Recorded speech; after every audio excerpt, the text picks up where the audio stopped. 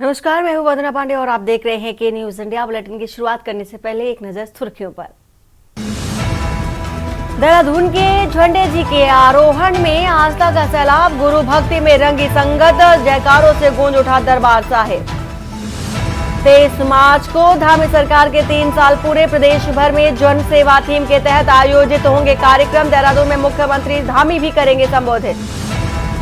मुख्यमंत्री ने 1905 हेल्पलाइन की समीक्षा की, समस्याओं का समाधान न करने पर अधिकारियों को नोटिस जारी करने के निर्देश भी दिए। वहीं उत्तराखंड में वार्षिक स्थानांतरण सत्र की कवायद शुरू, 10 जून तक जारी होंगे तबादला आदेश, कर्मचारियों को बताना होगा कारण। इसके साथ ही चारधाम यात्रा के लिए सरकार की नई पहल, पोर्टल से होगी स्वास्थ्य निगरानी, हेलीकॉप्टर और बोट एम्बुलेंस होगी तैनात, मिलेगा बेहतर इलाज।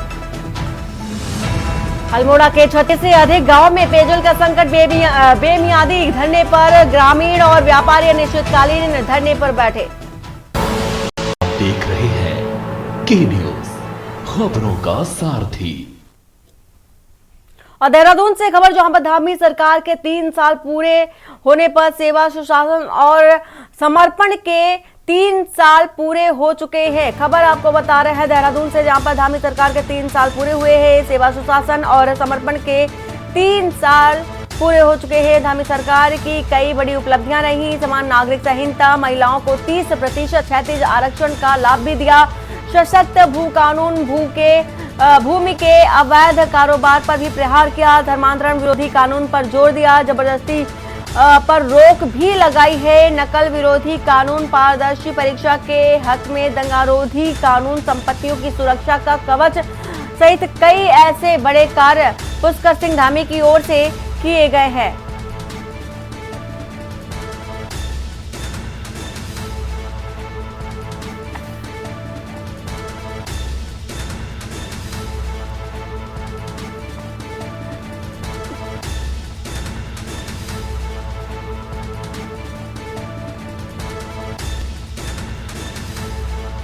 तो आंदोलनकारी का बढ़ाया मान, सरकारी जॉब में दिया 10% क्षैतिज आरक्षण। तो तमाम बड़ी उपलब्धियां रही धामी सरकार के और 3 साल बेमिसाल रहे पुष्कर सिंह धामी के। सेवा, सुशासन एवं समर्पण के 3 साल हो चुके हैं।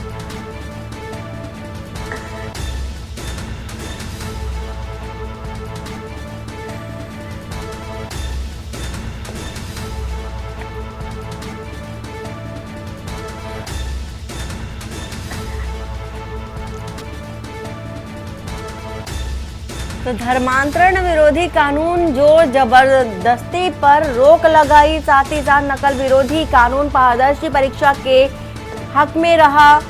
तमाम जो बड़ी उपलब्धियां हैं धामी सरकार की, वो बता रहे हैं आपको। दंगारोधी कानून को लेकर के चाहे बात कर ले, या आंदोलनकारी का जो मान था वो भी बढ़ाया है। सरकारी जॉब में 10% क्षैतिज आरक्षण भी दिया है। तो 3 साल की जो उपलब्धियां रही हैं पुष्कर सिंह धामी सरकार की, वो बता रहे हैं आपको। सेवा, सुशासन के नाम से जाना जा रहा है। देहरादून से आपको ये खबर बता रहे हैं, जहां पर धामी सरकार के 3 साल पूरे हो चुके हैं। तो सेवा, सुशासन और समर्पण के 3 साल पूरे हुए हैं। उत्तराखंड सरकार के 3 साल पूरे हो चुके हैं। महिलाओं को 30% क्षैतिज आरक्षण दिया, सशक्त भू कानून, भूमि के अवैध कारोबार पर प्रहार किया, रोक लगाई, धर्मांतरण विरोधी कानून जो कि जोर जबरदस्ती को लेकर था, उस पर भी रोक लगाई, नकल विरोधी कानून, पारदर्शी परीक्षा के हक में रहा। तो तमाम वो बड़े कार्य, जो बड़ी उपलब्धियां पुष्कर सिंह धामी सरकार में की गई है 3 सालों में, वो बता रहे हैं आपको। और सरकार जो सरकारी नौकरी है उसमें 10% तक की आरक्षण दिया। धामी सरकार की जो उपलब्धियां रही वो फिलहाल बता रहे हैं आपको। 3 साल पूरे हो चुके हैं और इस 3 साल को सेवा, सुशासन और समर्पण के नाम से भी जाना जा रहा है।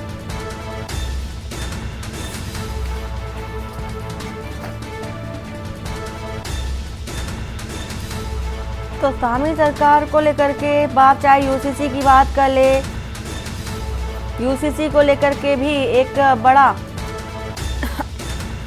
बड़ा काम भी किया है और उत्तराखंड सरकार को पहला राज्य भी बनाया यूसीसी लागू करके।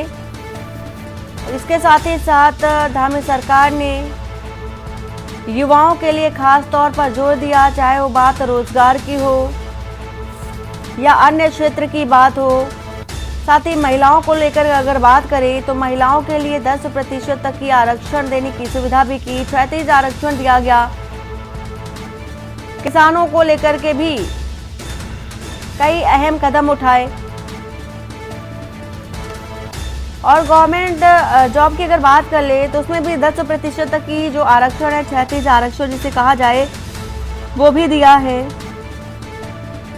और हमेशा से ही देखा जाता है कि पुष्कर सिंह धामी युवाओं को लेकर के हमेशा ही प्रतिबद्ध रहते हैं। ना सिर्फ युवा बल्कि हर एक तबका, चाहे वो महिलाओं की अगर बात कर ले, किसानों की बात कर ले, गरीब तबके की बात कर ले या अन्य किसी क्षेत्र की बात कर ले, हर एक तबके को ध्यान में रखते हैं और उनको लेकर के सोचते भी हैं, उनके लिए अहम कदम भी उठाते हैं। तो सीएम पुष्कर सिंह धामी युवा नेतृत्व रखते हैं।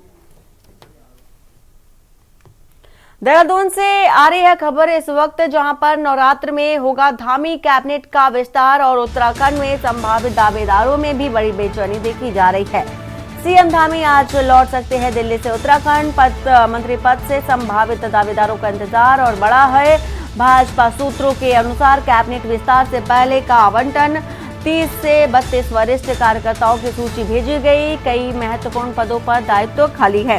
वहीं आपको बता दें कि 5 कैबिनेट पद चूंकि खाली है, जिसको लेकर के उत्तराखंड के मुख्यमंत्री दिल्ली गए और वहां पर क्या विचार विमर्श हुआ है, ये देखने वाली बात होगी। फिलहाल आज लौटेंगे दिल्ली से। कई महत्वपूर्ण पदों के दायित्व जो कि खाली है, वो कौन कौन से चेहरे हैं, 30 से 32 जो चेहरे जिनके नाम भेजे गए हैं, वो कौन सा नाम है जो इन 5 पद जो रिक्त पड़े हैं कैबिनेट में, उनको फिल किए जाएंगे। तो उत्तराखंड में संभावित दावेदारों में भी बड़ी बेचैनी देखी जा रही है कि आखिर किसका नाम सामने आ सकता है। तो धामी की मंत्री पद के संभावित दावेदारों का जो इंतजार है वो खत्म भी हो जाएगा। भाजपा सूत्रों के अनुसार कैबिनेट विस्तार से पहले का आवंटन देखा जा रहा है, जिसमें से 30 से 32 वरिष्ठ कार्यकर्ताओं की एक लिस्ट बनाई गई और उससे राजधानी दिल्ली भेजा गया और खुद मुख्यमंत्री पुष्कर सिंह धामी दिल्ली पहुंचे, वहां पर बातचीत भी की गई। इसके साथ ही देहरादून से खबर, जहां पर उत्तराखंड की राजधानी देहरादून में लगने वाले ऐतिहासिक झंडे जी का मेला प्रेम, सद्भावना व आस्था का प्रतीक है।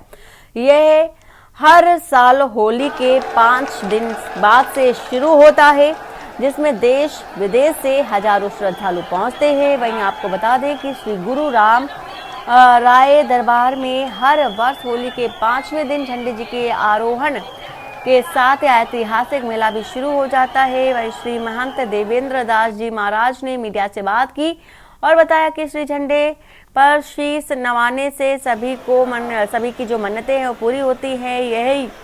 यही वजह है कि देश विदेश की संगतों सहित दून वासियों की श्री झंडे जी के प्रति आस्था साल दर साल बढ़ती रहती है।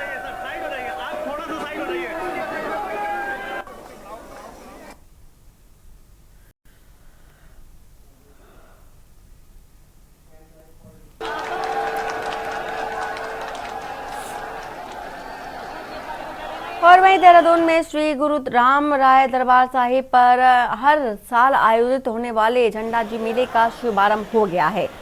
इस ऐतिहासिक अवसर पर 90 फीट ऊंचे झंडे जी का विधि विधान से आरोहण किया गया और इस पावन परंपरा का नेतृत्व श्री महंत देवेंद्र दास महाराज ने किया। इस वर्ष देखा जा रहा है कि ध्वज दंड को बदला गया, जो हर 3 साल में एक बार बदलने की परंपरा का हिस्सा रही। आस्था और श्रद्धा के प्रतीक इस आयोजन में 41 सादे गिलाफ, 21 शनील गिलाफ और 1 दर्शनी गिलाफ झंडे जी पर चढ़ाए गए। खास बात यह रही कि इस बार पंजाब के जिला चिक्का नवांशहर के राजेंद्र पाल सिंह और सतनाम सिंह के परिवार को दर्शनी गिलाफ चढ़ाने का सौभाग्य प्राप्त हुआ है।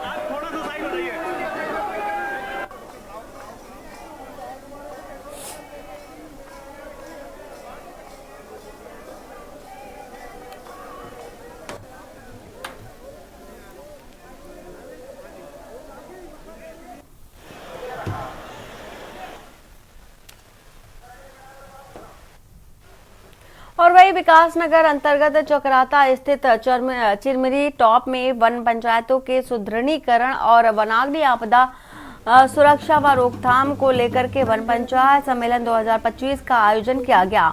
इस सम्मेलन का ही विषय था जंगल से जन कल्याण तक। कार्यक्रम में बतौर मुख्य अतिथि प्रदेश के वन मंत्री सुबोध उनियाल शामिल हुए। साथ ही क्षेत्रीय विधायक प्रीतम सिंह, देहरादून के डीएम सविन बंसल और वन विभाग के अधिकारी और वन पंचायतों के सरपंचों ने भी कार्यक्रम में शिरकत की।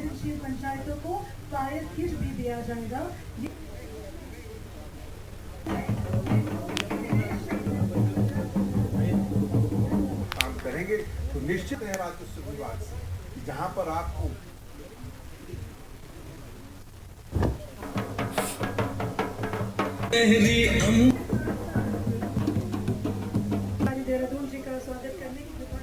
जॉनसन फ्लावर का जो हमारा ये 2 दिवसीय टूर है, इसमें कई सारी एक्टिविटीज़ का प्लानिंग था। ऑनरेबल सीएम के भी डायरेक्शंस थे कि जितने भी हमारे रिमोट एरियाज हैं, दूरदराज एरियाज हैं, वहाँ पे हमारी गवर्नमेंट की जितनी इन्वेस्टमेंट्स हो रही हैं, प्लान्स स्कीम्स चल रही हैं, उनका रिटर्न जो है वो मैक्सिमाइज करना है। अंतिम चरण तक, अंतिम व्यक्ति तक हमारे जो बेनिफिट्स हैं वो पहुँचने चाहिए। वन पंचायत सम्मेलन यहाँ किया गया और वन पंचायतों को जो दायित्व दिया गया है, जब तक वो मूर्त रूप से जमीन पर ना उतरे तब तक कोई फायदा होने वाला नहीं। क्योंकि प्रदेश के अंदर वनाग्नि लगातार जो है वन क्षेत्र को जो है अपनी चपेट में लेने का इस दिशा में प्रयास है, सार्थक होगा तो सरकार को साधुवाद विकास की बात नहीं। मैंने कहा कि चकरौता विधानसभा में बहुत सारे टूरिस्ट डेस्टिनेशन हैं, जो टूरिस्ट डेस्टिनेशन फॉरेस्ट के अंतर्गत आते हैं। और वहीं हल्द्वानी के बद्रीपुरा क्षेत्र में एक युवक द्वारा नाबालिग बच्चों के साथ अशोभनीय हरकत किए जाने पर पुलिस ने मामले में गंभीरता दिखाते हुए मुकदमा दर्ज कर लिया और आरोपी को गिरफ्तार कर लिया है। साथ ही पुलिस क्षेत्र अधिकारी नितिन नलोनी का कहना है कि बद्रीपुरा इलाके से आरोपी को गिरफ्तार किया गया और पॉक्सो के तहत मामले में मुकदमा दर्ज करते हुए आरोपी के खिलाफ कानूनी कार्रवाई शुरू कर दी गई है। देखिए, बद्रीपुरा क्षेत्र में एक व्यक्ति द्वारा 2 बच्चियों के साथ एक अशोभनीय हरकत की गई थी, तो उसके विरुद्ध मुकदमा पंजीकृत किया गया है। पॉक्सो 9/10 की जो भी सुसंगत धाराएं उनमें पंजीकृत किया गया है। उसके साथ साथ व्यक्ति की अरेस्टिंग कर ली गई है। तब त्वरित कार्रवाई करते हुए अरेस्टिंग हुई और अभी इसको रिमांड के लिए भेजा है। और वक्त हो चला एक छोटे से ब्रेक का। ब्रेक के बाद जल्द हाजिर होते हैं। आप देख रहे हैं के न्यूज, खबरों का सार। ब्रेक के बाद आपका स्वागत है। वरिष्ठ पुलिस अधीक्षक लोकेश्वर सिंह के निर्देशन पर जनपद पौड़ी पुलिस चोरी की घटनाओं के प्रति संवेदनशीलता से काम कर रही है। वरिष्ठ पुलिस अधीक्षक लोकेश्वर सिंह ने जानकारी देते हुए बताया है कि कोतवाली कोटद्वार में एक शिकायती प्रार्थना पत्र दिया गया, जिसमें अज्ञात व्यक्ति द्वारा शिकायतकर्ता की मोटरसाइकिल चोरी करने की बात कही गई और बताया कि मामले को लेकर अज्ञात के खिलाफ कोटद्वार कोतवाली में मुकदमा पंजीकृत कर दिया गया। और इसी के साथ ही जिसको लेकर प्रभारी निरीक्षक कोटद्वार रमेश तंवर के नेतृत्व में पुलिस टीम का गठन किया गया। एसएसपी ने बताया कि गठित पुलिस टीम द्वारा कार्रवाई करते हुए थाना क्षेत्र में और शिकायतकर्ता द्वारा बताए गए संभावित स्थलों पर सीसीटीवी कैमरों को खंगाला गया। बताया गया पुलिस टीम द्वारा सुराग लगाते हुए आतंक प्रयास से स्नेह रोड कोटद्वार के पास से 2 अभियुक्त संदीप सिंह व राज शर्मा को चोरी की मोटरसाइकिल के साथ गिरफ्तार किया गया है।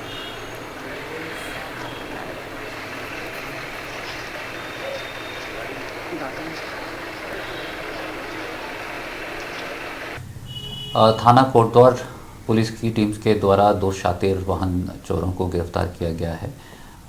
हमारे पास ये शिकायत प्राप्त हुई थी कि एक व्यक्ति की मोटर बाइक चोरी हो गई थी, जिसका संज्ञान लेते हुए हम लोगों ने चेकिंग अभियान चलाया और जांच में ये पाया गया कि एक बिजनौर के कुछ युवक हैं जो कि यहाँ पर बाइक की चोरी की घटनाओं को अंजाम दे रहे हैं। 2 अभियुक्तों को हमारी टीम के द्वारा गिरफ्तार किया गया है। जांच में ये पाया गया है कि ये हमारे जनपद के अलावा अन्य जनपदों में भी चोरी की घटनाओं का वारदात को अंजाम देते थे। दोनों अभियुक्तों से 2 बाइक्स को भी सीज किया गया है। आज दोनों अभियुक्तों को गिरफ्तार करते हुए माननीय न्यायालय में पेश किया जा रहा है।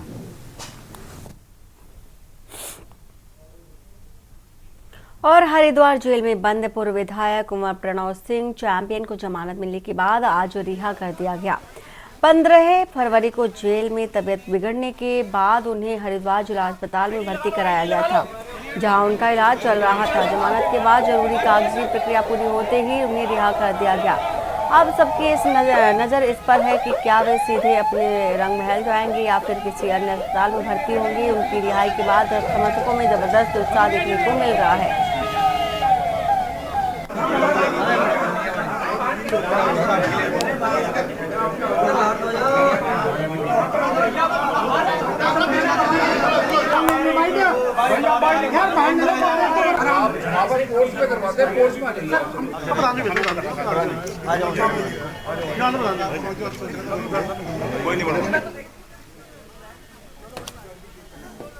और हरिद्वार के कनखल स्थित बैरागी कैंप में सोमवार दोपहर अचानक आग लगने से हड़कंप मच गया और तेज लपटों ने देखते ही देखते 5 झोपड़ियों को अपनी चपेट में ले लिया, जिससे वे पूरी तरह से जलकर राख हो गए। गनीमत यह रही कि इस हादसे में कोई जनहानि नहीं हुई, लेकिन झोपड़ियों में रखा सारा सामान जलकर राख हो गया। सूचना मिलते ही दमकल विभाग की टीम मौके पर पहुंची और कड़ी मशक्कत के बाद करीब 1 घंटे में आग पर काबू पा लिया गया। आग के कारणों का अब तक पता नहीं चल सका है, लेकिन प्रशासन मामले की जांच में जुट गया है। इस घटना के बाद झुग्गीवासियों में दहशत का माहौल है और पीड़ित परिवारों की सहायता के लिए स्थानीय लोग और प्रशासन आगे की ओर आ रहे हैं।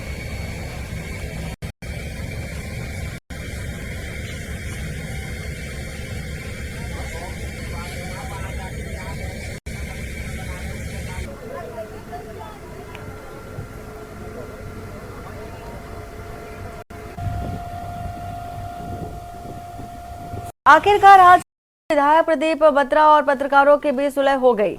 बता दें कि पिछले काफी समय से रुड़की मेयर और विधायक प्रदीप बत्रा के बीच बोर्ड बैठक को लेकर नाराजगी हो गई थी और जिसके चलते संबंधित मामले में मेयर ने पहले ही प्रेस क्लब पहुंचकर माफी मांग ली थी। वही वजह है आज देखा जा रहा है कि रुड़की विधायक बत्रा भी प्रेस कॉन्फ्रेंस के लिए प्रेस क्लब पहुंचे और पूरे प्रकरण पर खेद जताया, जिसके बाद दोनों पक्षों में सुलह हो गई। पूरे मामले में दोनों प्रेस क्लब के अध्यक्षों ने हासिल किया।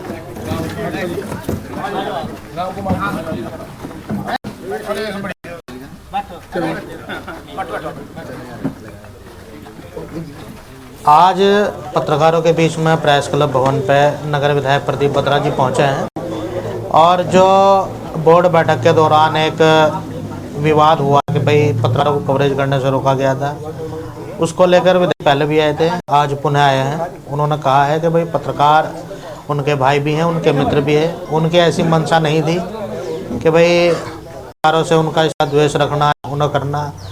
एक जो उनसे कृत्य हुआ है उसके लिए उन्होंने पुनः गलती न दोहराने की पत्रकारों को विश्वास दिलाया है। पत्रकारों की सभी मेरे साथ पिछले 20 साल जुड़े हुए और सभी रुड़की के सम्मानित नागरिक हैं और सभी मिलना जुलना जिसे रोज लगातार हो तो एक परिवार की तरह हो जाते हैं और एक मित्रता बन जाती है। मैं भी बहुत ही उदास हो रहा हूँ। मेरा पास में कार्यालय आप लोग मिलने मुझे आई से मिलने कहते हैं, मुझे भी अकेलापन महसूस हो रहा है। भाई आप सब लोग रोज आते हो, मिलते बातचीत करते हैं, कुछ राजनीतिक बातें होती हैं, कुछ परिवार की बातें होती हैं, कुछ शहर के बारे में चर्चा होती है, कुछ शहर की समस्याओं के बारे में चर्चा होती है। ये सारी चीज जो एक चलन है, प्रचलन है, राजनीति चलते रहना चाहिए। तो कहीं ना कहीं किसी मनमुटाव गया, कोई कर्मी उस पे रुक गया था, तो उसको दोबारा सुचारू रूप से चले। कि लोकतंत्र के हम भी वक्त है, लोकतंत्र के आप भी वक्त हैं, हम सब लोग लोकतंत्र के स्तंभ है, और लोकतंत्र का स्तंभ तभी खड़ा रहेगा जब जो चारों समझे मत खड़े रहेंगे।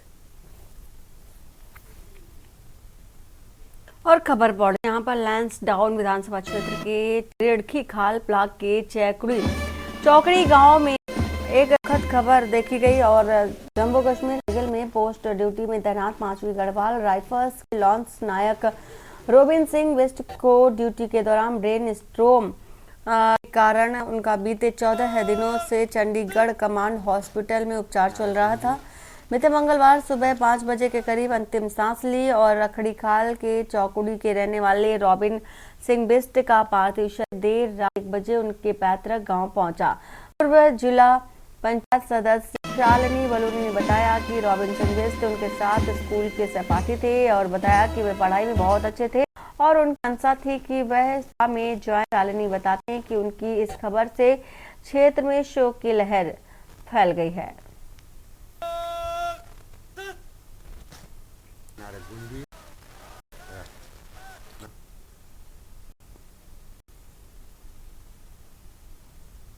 ये 2 भाई और 2 बहनें थी।